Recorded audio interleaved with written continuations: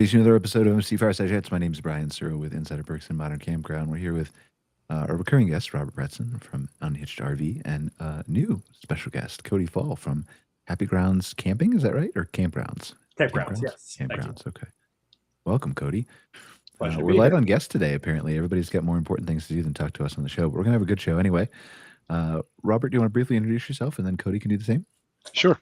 Hey, afternoon again, everyone. Robert Preston, CEO of Unhitched RV and of our investment arm, Climb Capital. Happy to be back today. Thanks for nice to meet you, Robert. Cody, and Brian. Thanks for having me. Yeah, for giving us your time. I appreciate it. Cody? Thank you. Cody Fall with Happy Grounds Campgrounds. Been 15 years in the hospitality industry, a little bit newer to the campground world, came in a couple of years ago, but excited to be here, part of this growing brand with Happy Grounds. So it's been a very exciting ride so far. Happy to be on the show. All right, my first question, Cody, is tell me about the guitars. Oh, they don't get used. I don't have time.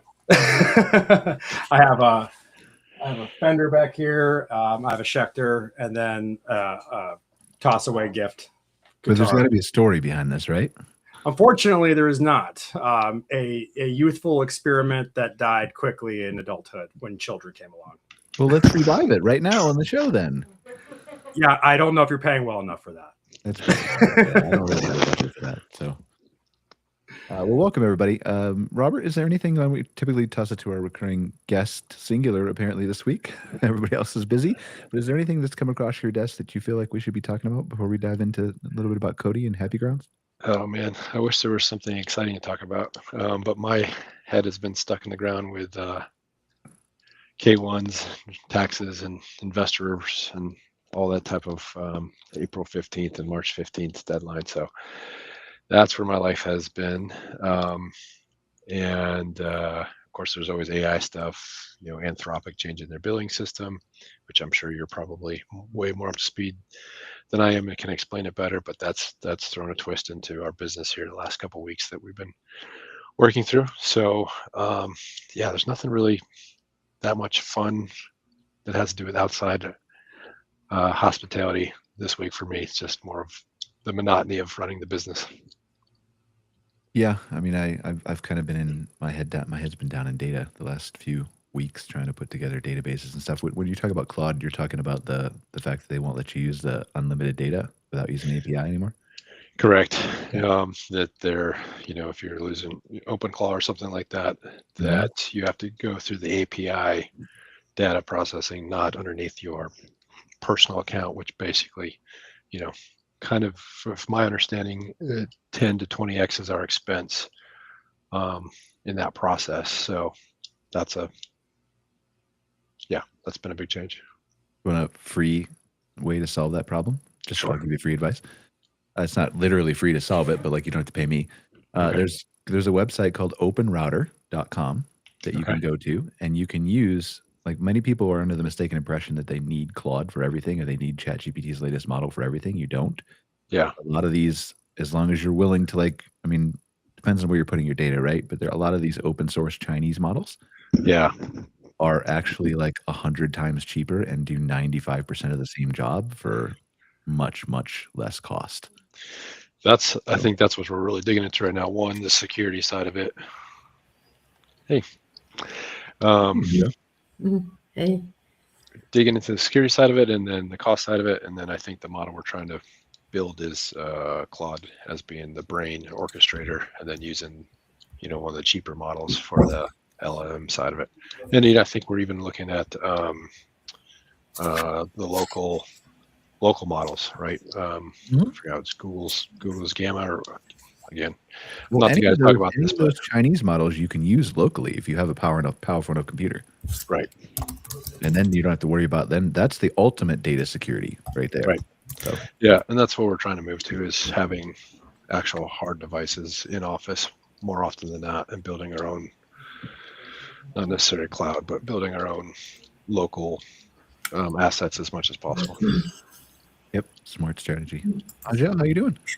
I'm great. And you? I'm good. It's been a while. Where you been? Yeah. I missed you. Been so busy. I know. I really was missing all of you. I couldn't wait to get back. Yeah. I just I'm open, like I've opened a restaurant, a big wellness center, a big Nordic spa. I've been full out in major expansion, so been busy with that.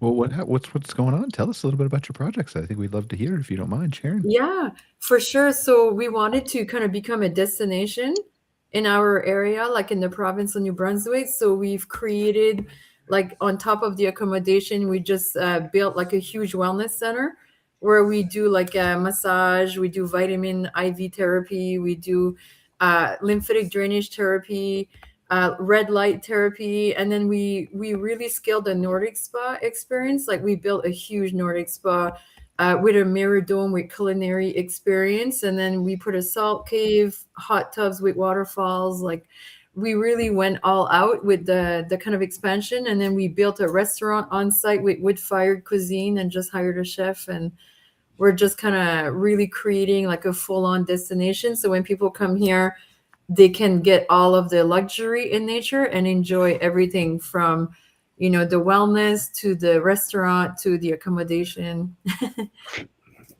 Very nice. Congratulations on all that stuff. Are you sold out for a while? It sounds like you should be. Yeah, the accommodation is almost sold out till the end of summer, you know, so that is moving. But the restaurant is just opening on June 1st officially. But we do have a lot of bookings already and reservation people calling. And the wellness center, it's starting to move, you know, like we just opened the doors last week. And we have a lot of people, especially massage and all red light therapy and all these things. Like, you know, a lot of people are pretty excited to have that on site. So yeah, it's starting to get busy with that as well. The big Nordic spa, so that will be Nordic spa number 2 we have on site. Because we already had a Nordic spa, but we just opened a way bigger one. And this one is opening May 20 officially. Yeah. And you're pulling to make the economics work on this. Are you pulling local people from the local area as well? Yeah, we have to. It's a major project. Like it was a big investment. And I mean, for us, like it's not, yes, for sure. Like it's a plus for everybody that comes on site and stays with us, you know, because they get to enjoy all these things. But we're also bringing local community and the local market. And, you know, hopefully people will come from all over the world, you know, to experience that eventually. But right now we do get a lot of local audience as well, for sure. Awesome. Well, I'm excited to keep following your success here. Yeah. We've got Cody here. I think you know Robert. You've been on a show with him before, I think. Yeah. Cody from Happy Grounds. Me. Cody, tell us about Happy Grounds, because you guys got a lot of locations. We're starting to come out of the woodwork, you could say. Yeah. Okay.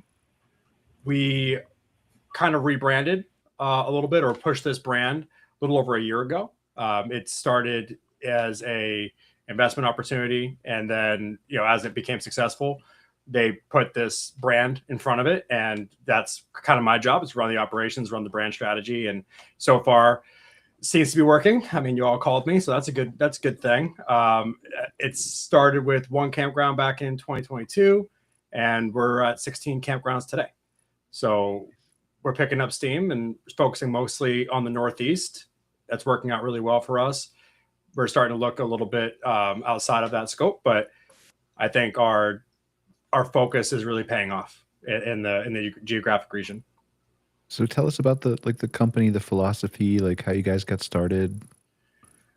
Well, I'm not the person to talk about the start. I wasn't there at the start. I came in when we were about 4 campgrounds, but from what I can speak about, the starting process is it was a real estate opportunity, and two of the owners, investors took on that opportunity to run the campground, and it went well.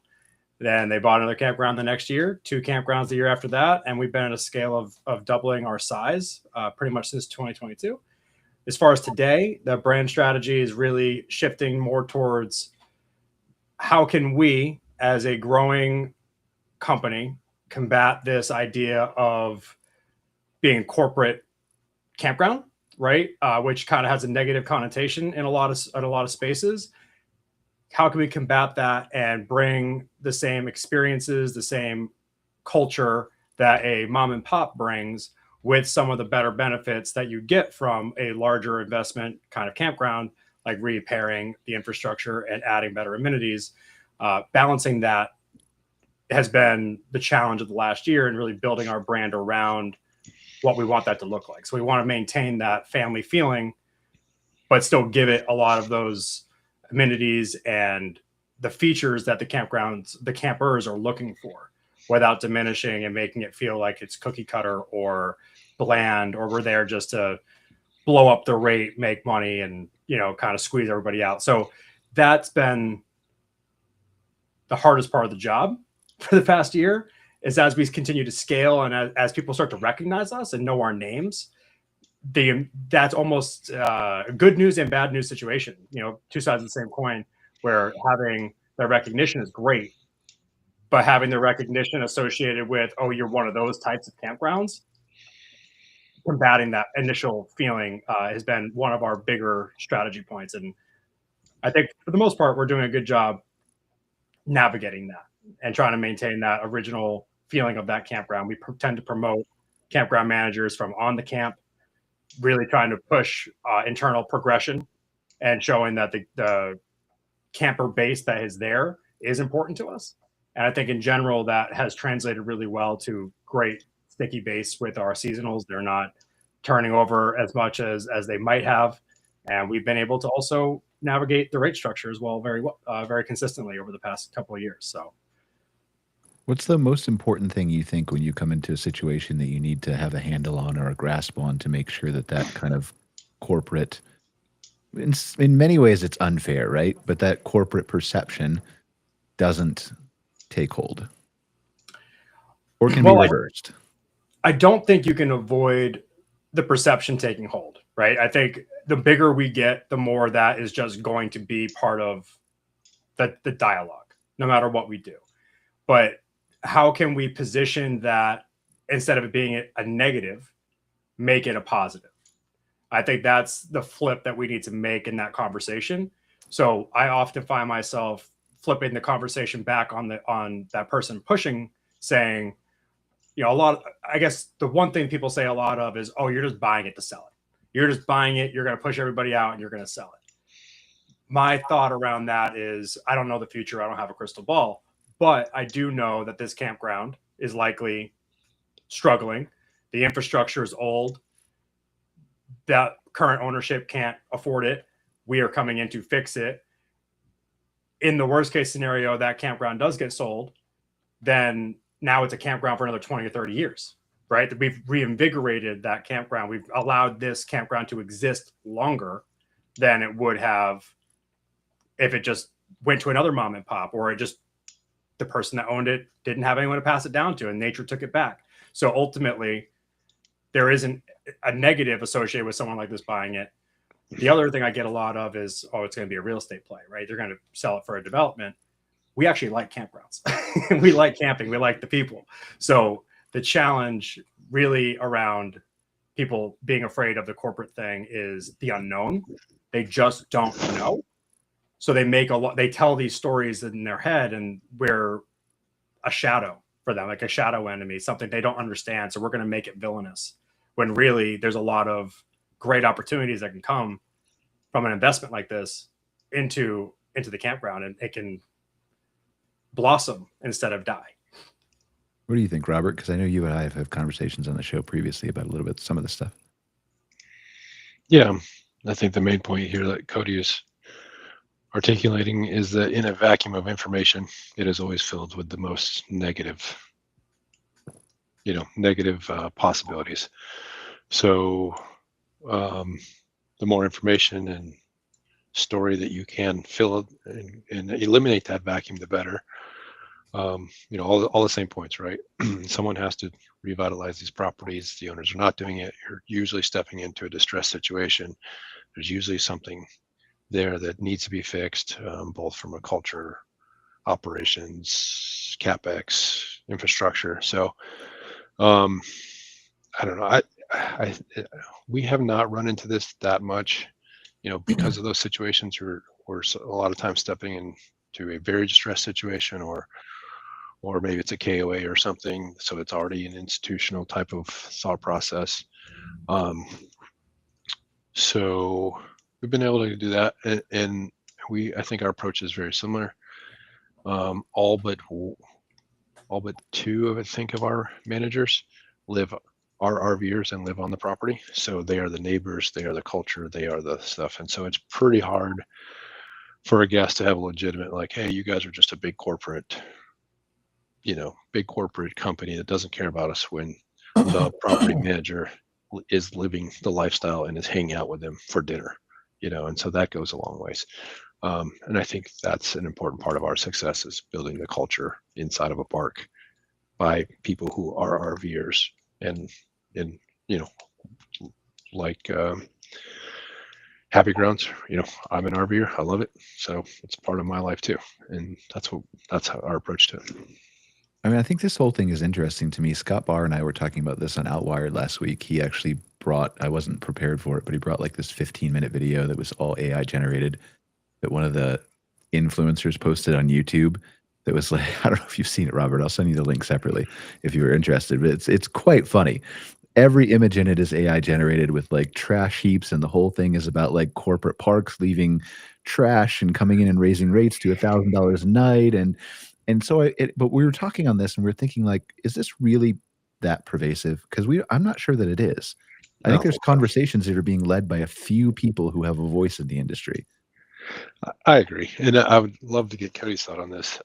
The few parks that we have run into a little bit of pushback fit much more in the Northeastern, Midwestern demographic, and are primarily like this seasonal. Our family's been doing this for 30 years. We come here. And I'm not saying that any Cody's parks are like this, but the ones we've run into from the guest side is that they've been coming here and doing what they've wanted for the last 10 years and running the place in the ground and running the owners, not, and whether it's getting too much partying and all those various things there. And then you're coming in and saying, hey guys, we're trying to make this place a little bit better. Let's not, get in fist fights with your cousin every night. We're not going to do that. And then it's all of a sudden, hey, you're a big corporate company. You're changing the way that we want to do things. So that is the one instance that we've had to deal with some internal politics, whereas the parks that are Southeast or very transient or either very long-term, either one of those spectrums seem to adapt very, very quickly. To me, it's the seasonal summer month crowd that is a little bit more challenging. So nailed it. Yeah. Absolutely right on the head as far as what I'm seeing as well. In our portfolio, we have a couple of campgrounds that are really long-term.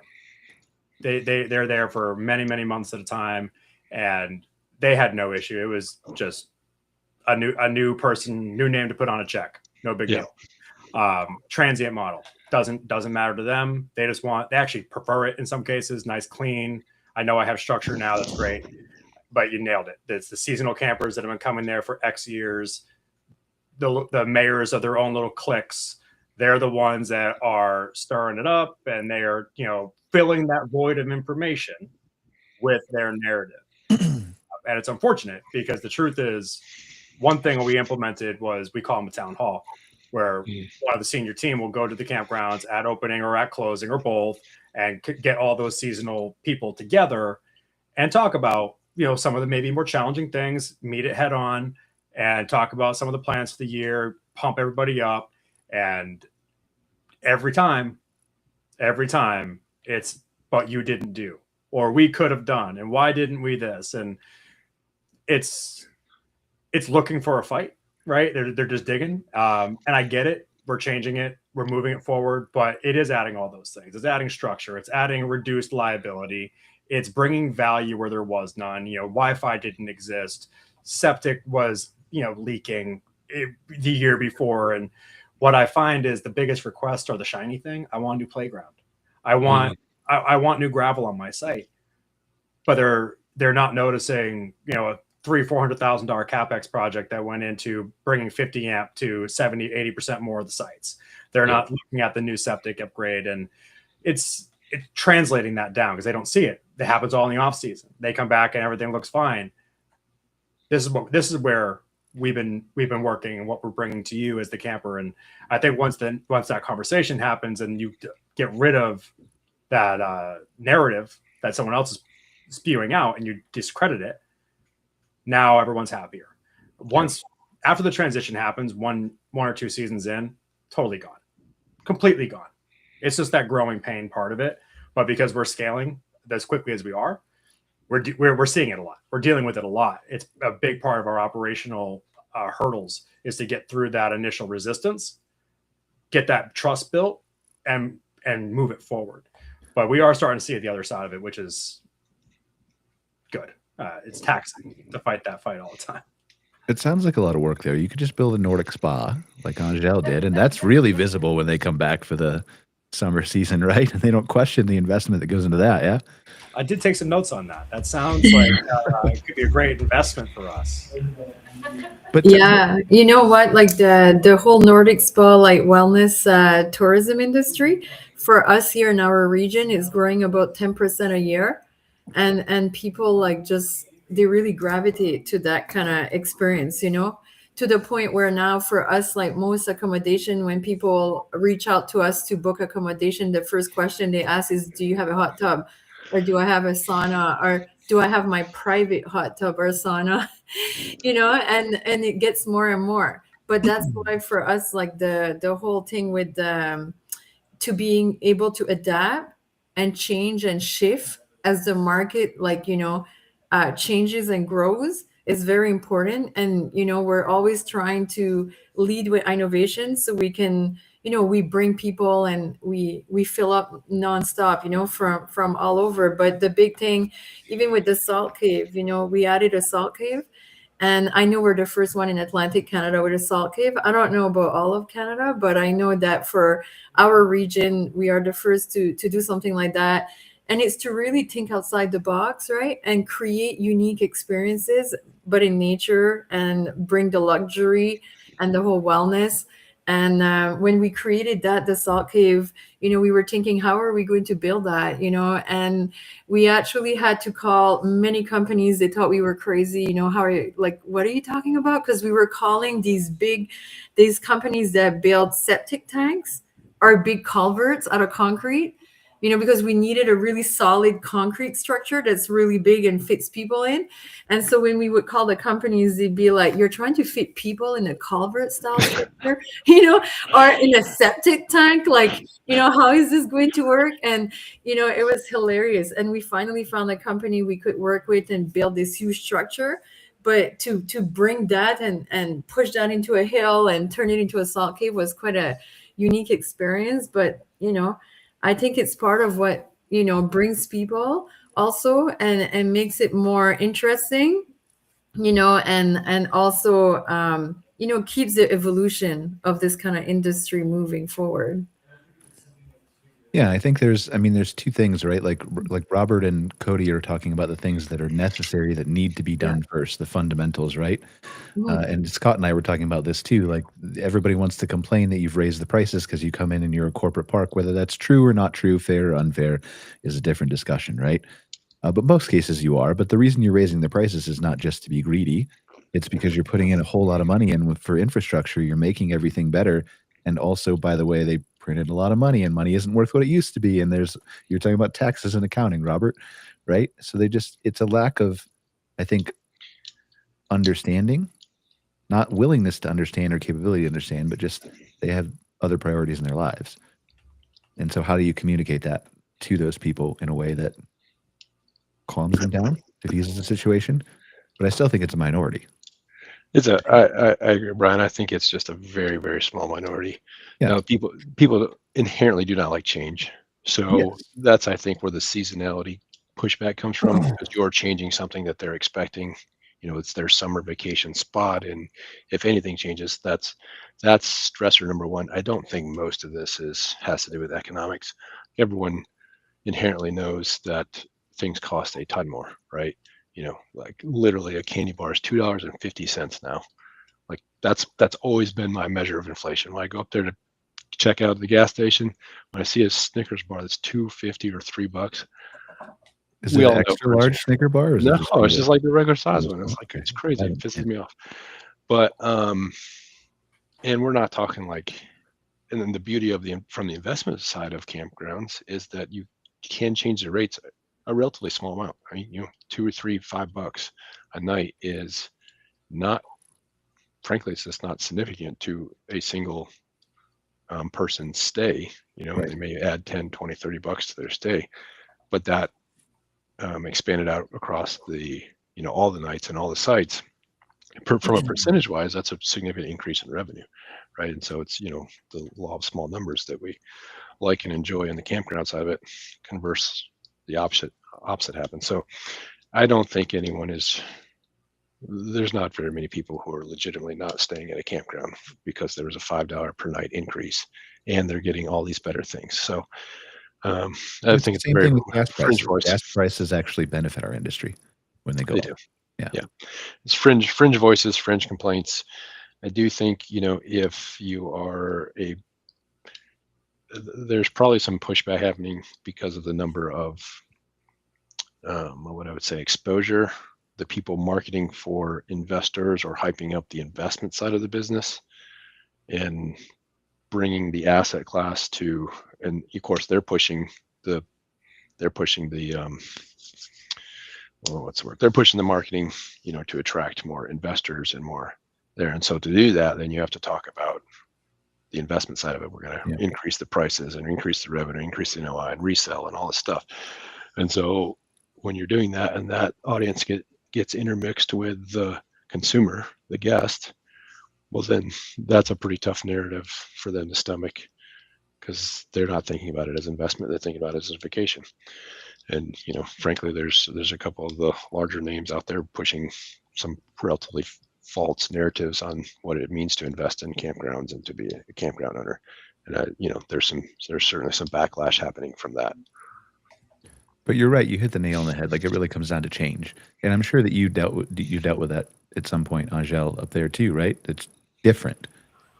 It's different. And what I would have to say with that too, when it came to pricing for us and also the market and how do we manage, that things, it's also like for us, the big thing is like change is not easy for anyone. And a lot of people don't like change, right? But for us, when we look at the pricing, it was also aligned with the type of market and the people we wanted to come to our location, right? So if we have like a certain type of pricing and a certain type of experience, then we know we're attracting a certain type of customer base, right? And that customer base they're the ones that will spend the money on the spa and the food and all the luxury things, and it's one of the things I think that we always, people always like stress about or contemplate on, or it's a big part of your business, right?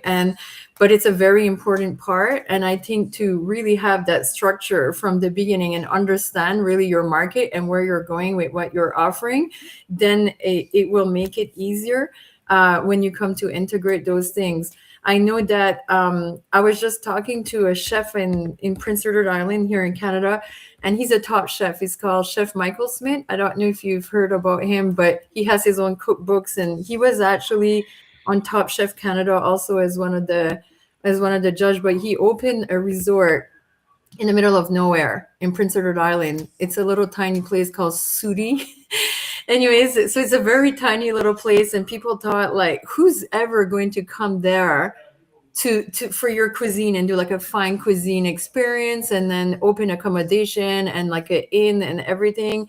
And he was like, I just know that this will work because I'm going to bring the type of clientele I want to bring that will come from all over to experience this. And it hit it in the news in Prince Edward Island. People thought it was crazy because it used to be like a small bed and breakfast before. And some regular customers would even call him and say, I'll never go. I can't believe you're changing it. And it's not, what I'm used to. I used to go every year for my anniversary, and now it's not at all what I want or the experience. And he went with his concept, knowing and understanding his market. And now it's booked a year to 2 years in advance, and people fly from all over the world to go to this small place in Prince Edward Island that you drive for hours and there's nothing else, to experience all this. So it just kind of shows. But for him, he knew his market, right? And he established like farm to table experience where everything is like kind of wood fired grill outside, and it's all delivered on a table, and it's all cultivated locally, and they do like really unique experience. But it comes back to like, I think there's a market for everything and everyone, but it's all about really understanding that and understanding your market and knowing how your pricing and everything you do will come into play with that. I mean, it always comes back to understanding your market, right? And Robert and Cody understand their market. They understand that these few people who are not comfortable with change will be replaced by people who will greatly appreciate all the things that they're doing at their properties as far as enhancements go. But you got to study all that stuff in advance, right? And learn what you're building, why you're building, what your mission is, whether it's luxury or seasonal camping or whatever it is, something in between, I think is the answer. So tell us more about Happy Grounds, Cody. Like we talked a little bit about like your acquisition philosophy, everything like that, like what you're looking to build. What's an ideal, like where do you guys see yourselves in 5 years other than having more locations? Oh man, that's a wonderful question. Something we're kind of starting to reorient potentially on as these acquisitions come in and we realize exactly what our base is turning into. I think we are starting to determine how we want to structure our standards on the campgrounds and how we want to move our brand in alignment with the other campgrounds in our space, right? Because Northeast has got a lot of campgrounds. Most of them are summer only, right? They're very short, between 4 and 6 month windows, especially as you get into the northern states, the northern side of the states. We're already doing our best to bring on and introduce winter camping, which is a challenge, a very unique challenge on RV parks in Northeast, but also putting them in kind of hotel style buckets. And what I mean by that is like, if you go to a Marriott, you go to a Hilton, you have several different layers of service that you expect, right? If you go to a Residence Inn, you can have a 5-star Residence Inn experience and talk to one person and be very happy with that. Or if you go to the Ritz-Carlton and you talk to one person, you had a 1-star experience because your expectation of that interaction is very different. So I envision our path kind of going down a cultivating with the consumer the experience they should expect, putting ourselves and marketing in that lane. So if I have a campground that's very quiet, very long term, low touch, lean into that. We're going to do this thing really well. And we want you to understand this is what you're coming into. So our expectation for the consumer is well managed, all the way up to the, what it sounds like is going on in Canada right now, some high touch, high luxury experiences that are just on a different scale. So I think over the next 5 years, yes, more property, but beyond more property, how can we differentiate some of our properties within that space, within that geographical space in general, and lean into it? I think that is kind of sort of missing in the RV space right now. You have the luxury, you have the resort style, and then you have everything else. And I think there's a lot that you can do in the everything else to continue to layer it out and create cultivated experiences and expectations from the consumers. Is it only RV? And here's why I ask. Like there's been a lot of data that's come out. A KOA North American Camping Report came out yesterday. I haven't had a chance to dive into it. Scott and I are going to do it on Outwired here in a little bit. But there's been a lot of talk about how the boomers are aging out. The boomers are maybe more of them are coming in, according to Toby, but no, there's a change happening, right? Whatever it is, whichever direction it's going. And we may or may not be losing Gen Z. We may or may not be losing millennials, depending on the data and the report and how you slice and dice it and the location in your marketing and who you are and lots of variables, right? But as you look out 5 or 10 years, do you see yourself staying the course with kind of supporting the industry where it is today because there's enough business currently to continue doing that? Or do you think that changes and thus the operations of a place like Happy Grounds changes as well? I think that's a really interesting question, to be honest with you. I think right now building for RVs is a neutral play. No matter what you do, if you're going to add cabins, if you're going to go glamping, if you're going to do something along those lines, you still need that infrastructure base, right? You still need the septic, you still need the power, you still need all of that. And you still need the space. So by leaning into what we already know is a good, consistent model with the RVers, you're playing a safe hand, so to speak. But as that does shift, and potentially it does, into a more of a glamping style model, or the RVs just get really a lot bigger and a lot fancier, you can even reduce the number of spaces and expand their size and increase the rate. You could do different things like that. So I don't think that getting away from supporting and leaning into RV is a bad play, at least in the Northeast where I'm at. I think that that's working. I'm seeing tent disappear. Like I'm seeing very low engagement on tent, largely outside of holiday weekends. It's very, very low. Even our glamping units are successful based on geographics. Depends on what's going on in the area and how close you are to certain other drivers. Glamping might be pushed up, but for the most part, RV is just the heartbeat of what we have going on right now. And I don't necessarily see that changing based on the campgrounds that I'm running today. I see that as still being the primary driver. I just see them getting a lot bigger, and their requirements for power and space becoming greater. Yeah, part of the reason I asked was, and I'd love, Robert, if you want to weigh in too in a second, I'd love to hear your thoughts on it if you have anything to add. The reason I ask is because we've been running a lot of data at Insider Perks. Like, we've been collecting pricing data for like 12,000 plus RV parks on a regular monthly basis. And I posted the other day about what Memorial Day looked like already. And it was surprising to me for private campgrounds that lodging actually leads at 64.8% occupied for Memorial Day at $202 a night. This is why I was just reading it on my phone to make sure I don't mess this up, right? But it's on my LinkedIn. And RV sites are only 58.9. So not a small difference, right? But 6 percentage points difference at $80 a night. And to your point, I don't know about tent on non-holiday weekends, but tent for Memorial Day is 52.8. So still an audience for tent at $64 a night. So it was just interesting to me. And that's why I asked, like, we're seeing like lodging booking up quite a bit at campgrounds, maybe more so than we have in years past. And I don't know whether that's because RV's going down or lodging's going up or more people are being pulled into the industry.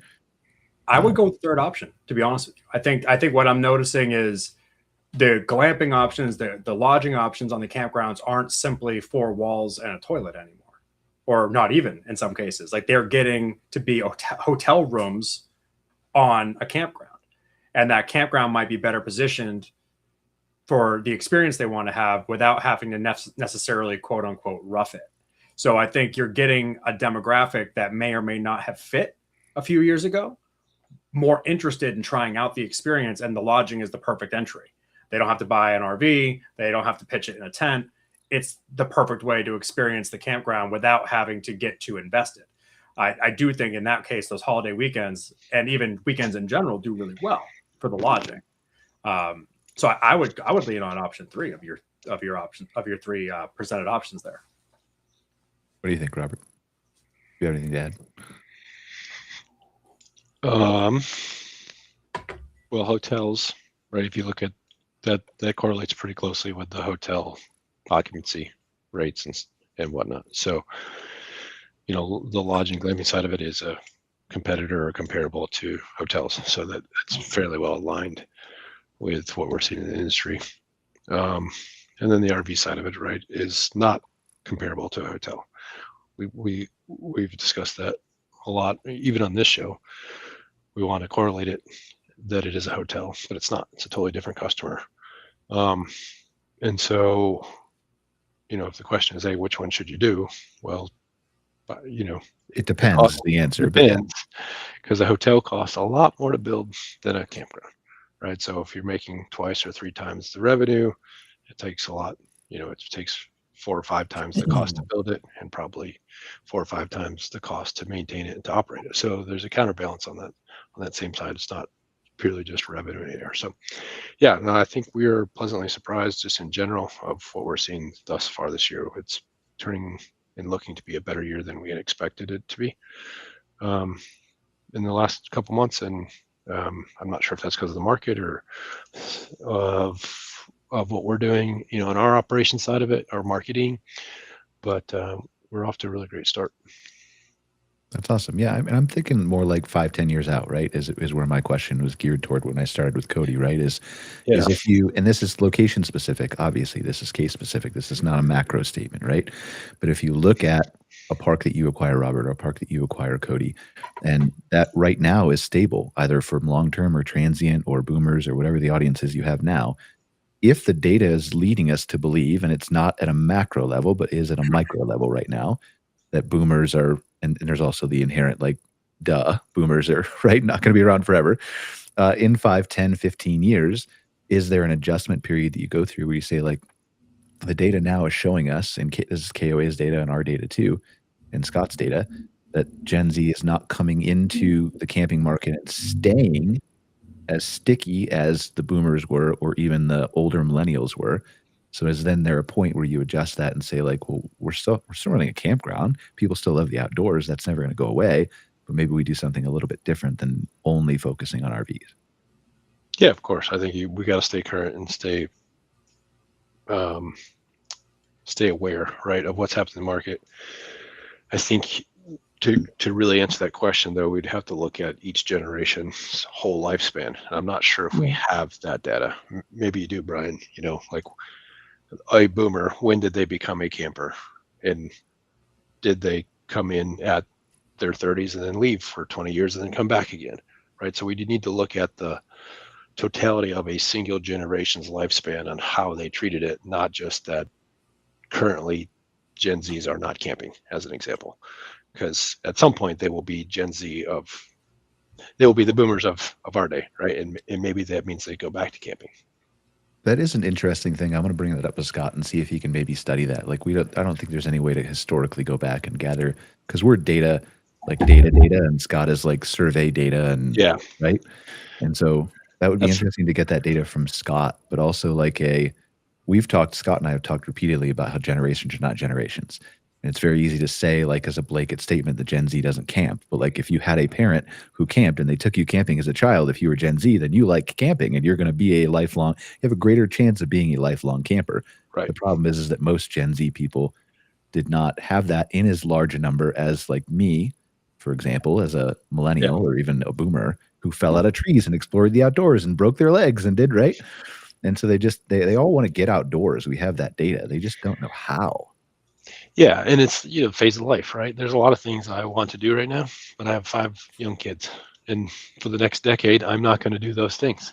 But it doesn't mean that when they're off in college and high school, I'm not going to go back to something. So that data, it is important, but it doesn't. I certainly would not shift, because the current 40-year-olds are not camping. I wouldn't shift what I'm going to do 10 years from now, right? Unless I could see that whole trend of what curve, what they've done in their lifespan. And so, but inherently, we all love the outside. We all love fire. We all love food.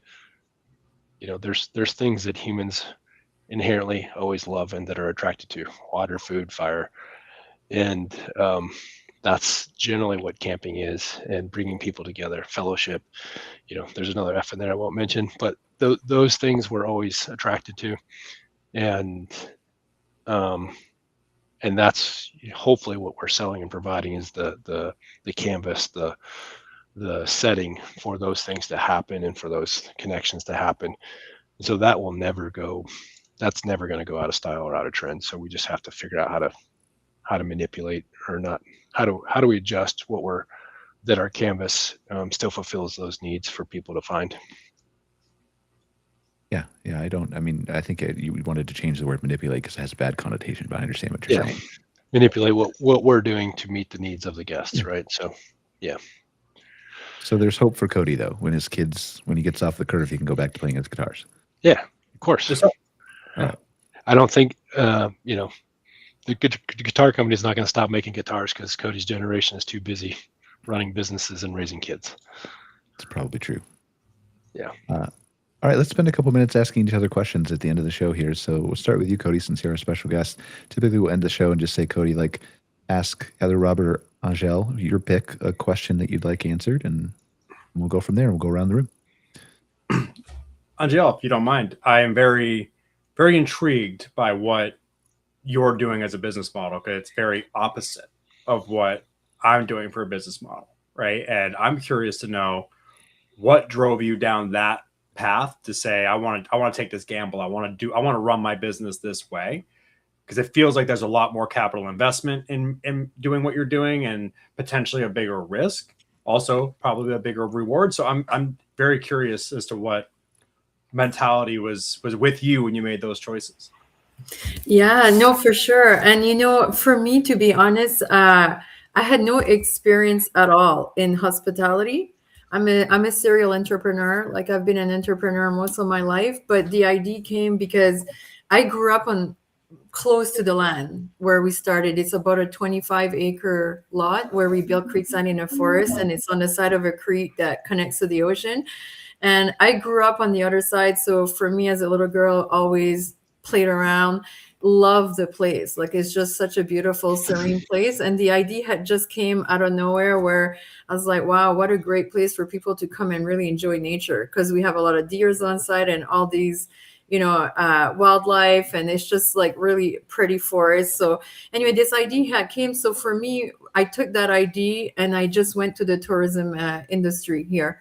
And I asked them, based on their data and what they saw happening in the market, was this a great idea to kind of build a resort like that? And I had seen those glamping geodesic domes online. At the time, it was more in Europe. Like, I was seeing those popping out. And I was like, well, that's pretty cool. What a great way to enjoy nature, because it's like you have this huge window and it's like you can see everything, right? Like, and it's more of a glamorous kind of style of camping. I love camping. I just say I grew up camping every summer, and I love that. So for me, the whole thing about nature and that. So when I consulted the tourism industry here, they were saying that it was on a major growth, and there was really a need for that.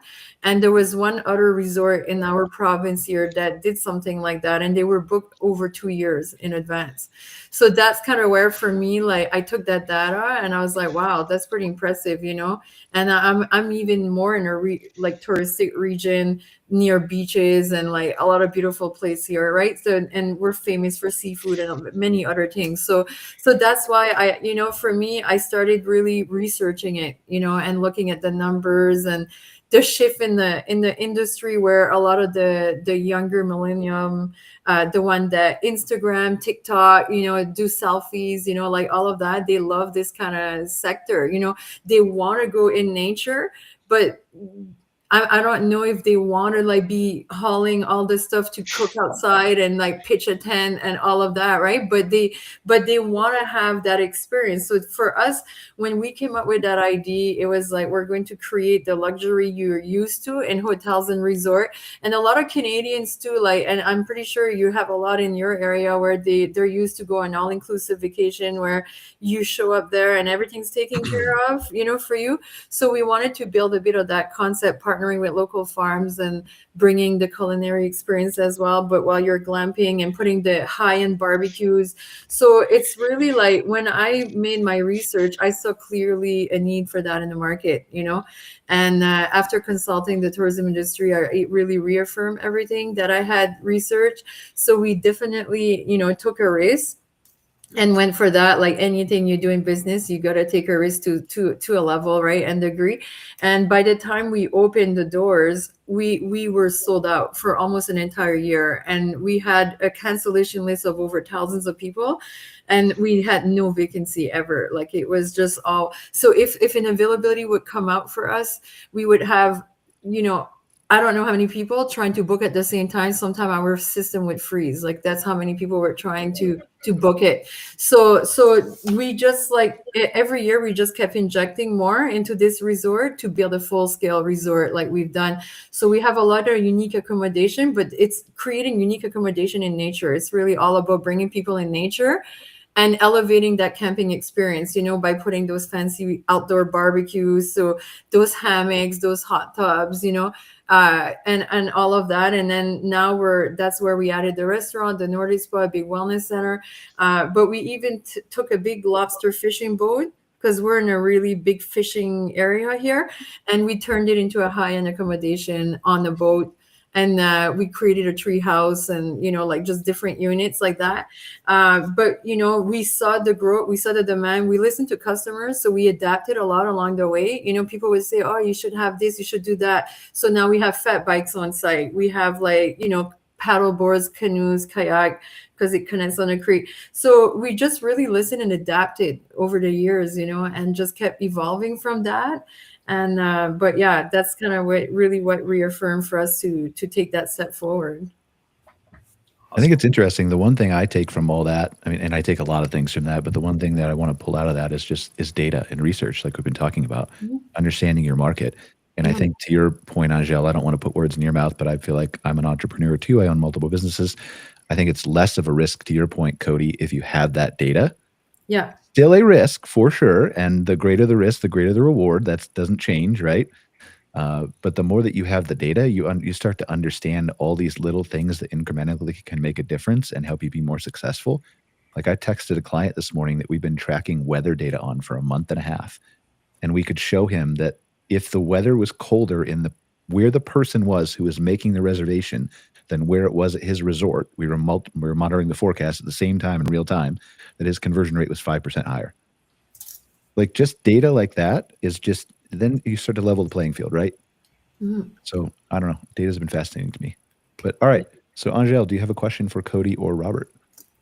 Yeah, for sure. I mean, well, Cody, like just learning how you guys have scaled, it's pretty impressive. Like, you know, so on my perspective, I guess a question I would have for you guys too is like, you obviously did your research and had your data as well, but did you kind of lay out a specific plan that kind of said, okay, well, this is, you know, exactly where we want to be by this year, and our plan is to acquire all of this? It's really fascinating to me because, I mean, even for me, like I'm looking at scaling the glamping model into more locations, a lot more locations that are standardized in experience and service and quality and expectation, you know.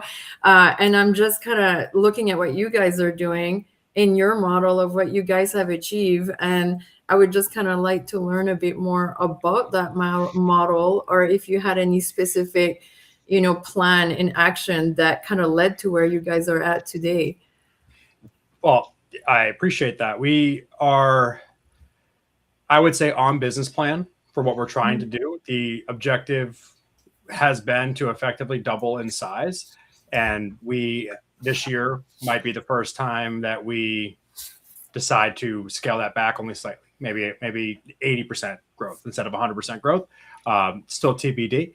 But I think there's a threshold, a bell curve, if you will, right? Where you want to try to scale enough to have the foundation that you want, to have the data that you want internally, but you don't want to scale so hard, so fast that you lose out on maintaining standards and building out something that is valuable to you.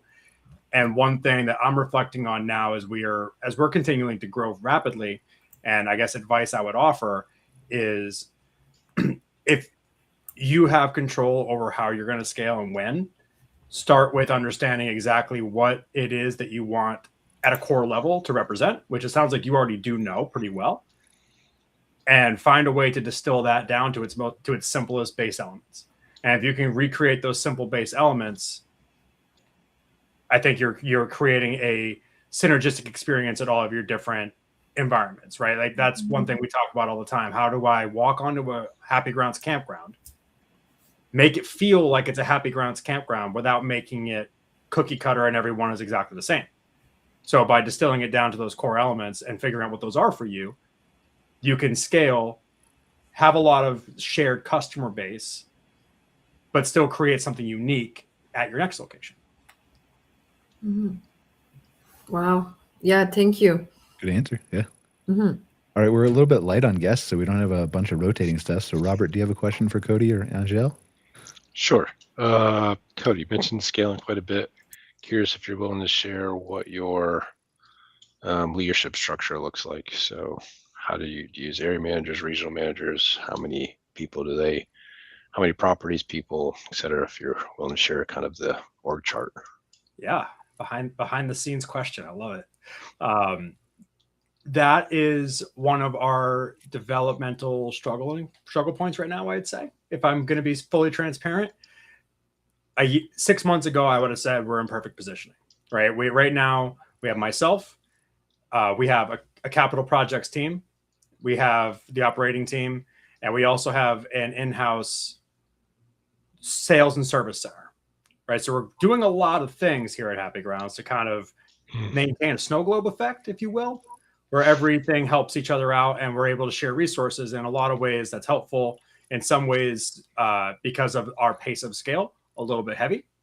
But to answer your question in its most simplest form, the operating side has myself. It has a director of operations that oversees all the campgrounds and interfaces with the other two departments. And then under that, we have a regional level that helps support and mentor individual campground managers. And that is on the campground manager after that. All of our parks have on-site management as well. So similar to your model where the majority of your campground managers live on camp, we are in that same space.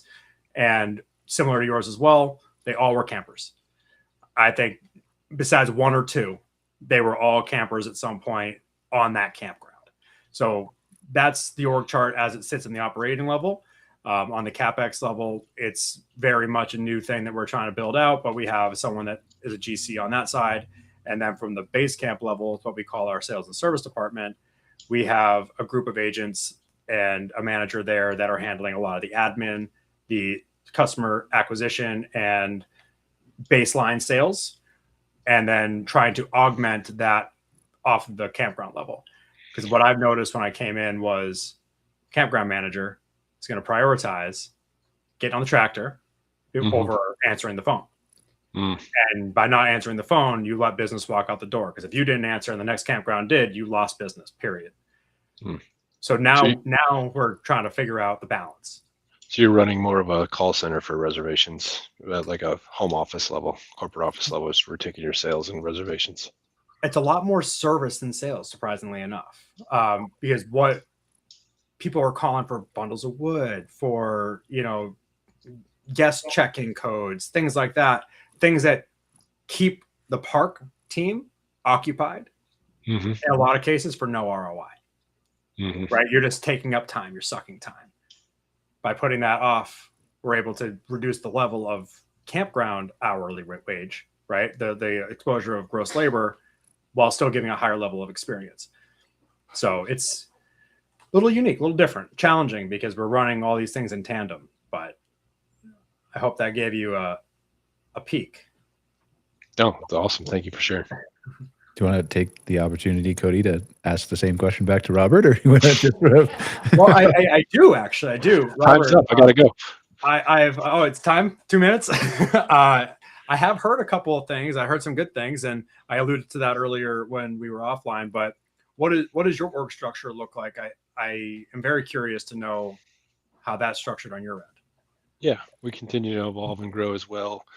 The growth is a very real challenge, real thing that I'd like to think I'm like the third quarter, fourth quarter of working through the growth, as we went from, I didn't realize it, but of April of 2025, we had 13 properties that were operating. Today it's 34. So we tripled in a year. And then our target is to be at 50 by the end of the year, which I think we're on a good trajectory to do that. So there is and was a ton of growth pain in that process. On the operations side of it, we have basically property manager, then we have what we call as an area manager, which is a property manager that kind of assists two other properties, and then a regional manager that doesn't have a property, is dedicated to them, and they're typically 8-ish properties per regional. So we have, right now 3 regional managers and 4 area managers. They report to the COO. And so that's the operation side of it. Of course, we got, a finance team, a marketing team. And we, have an investment sort of sidearm, the dual hats on the CapEx, management, banking, finance side of it. So Not perfect exactly where I'd like it to be, but that's the general structure that we operate under. If it's perfect, it gets boring, doesn't it? Yeah. I've never been bored. So Yeah. Best thing about the hospitality industry, it's never boring. it's never boring. All right. Final thoughts, Robert? And then where can they learn more about Unhitched or Climb Capital? Yeah, great show. Thanks for having me on again, Cody, Angele. One of these times I'm going to ask Angele how you got the boat in there, but we'll get that for the next show. Unhitchedrv.com is the brand. Unhitchedmanagement.com is the management services side of it. And my email is robert@unhitchedrv.com. Thanks, Robert. Appreciate it. Angele, final thoughts, and where can they find out more about Creekside? Yeah, thank you so much for having me, and it was great to be here with you also, Cody and Robert. And so for me, you can find me at www.creeksidernr.com for the main resort site. You can find us on Facebook, Instagram, LinkedIn. We also have the Nordic Spa website called nordicdelavie.com, and the restaurant is called thecreekrestaurant.com. So Thanks for joining us again, Angele. And Cody, last but not least, where can they find out more about Happy Grounds? Any final thoughts you have? Yeah. Thank you for having me. Great panel, great discussions. I appreciate the invite. You can find us at camphappygrounds.com, and we have all of our locations listed there. We have a lot more coming, so please stay tuned. We'd love to be in your backyard and bring you on board as a camper or possibly an employee. You can find me at Cody at camphappygrounds.com as well if you want to reach out to me directly. Awesome. Well, thank you guys for joining us for another episode of MC Fireside Chats.